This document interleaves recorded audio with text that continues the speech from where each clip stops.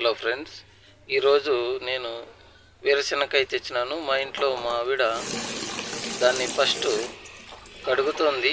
ఒక ప్లాస్టిక్ టబ్లో వేసుకొని కడిగి కుక్కర్లో వేసి గ్యాస్ స్టవ్ వెలిగించి దానిపైన కుక్కర్ని పెట్టి శనగకాయలు దాంట్లో నీళ్ళు కూడా ఎన్ని కావాలో అన్ని దాన్ని సగం మునిగేటట్లు నీళ్ళు వేసింది.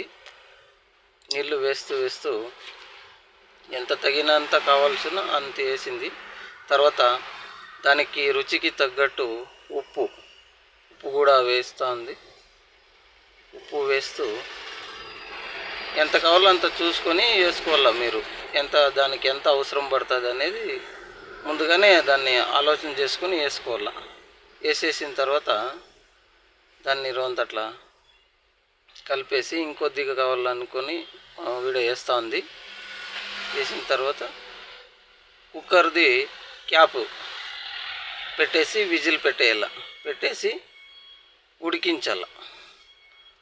కనీసం అంటే 5 విజిల్స్ రావాలి. 5 విజిల్స్ వస్తే బాగా ఉడకబెడతాయి. మామూలుగా ఓపెన్గాను ఉడకబెట్టచ్చు పాత్రలో, అయినా మా ఆవిడ కుక్కర్లో పెట్టింది. కుక్కర్లో పెడితే తొందరగా ఉడుకుతాయని, తొందరగా ఉడుకుతుంది, బాగుంటుందని.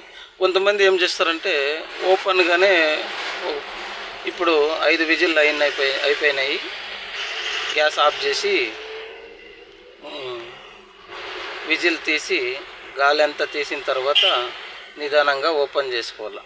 ఇలా ఓపెన్ చేసిన తర్వాత చూడండి ఎంత బాగా ఉడికినాయో శనగకాయలు, బాగా ఉడికినాయి. తీసి ప్లేట్లో వేస్తూ ఉంది.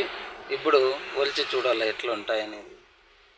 వావ్, బాగా సూపర్గా వచ్చినాయి, బాగా ఉడికినాయి.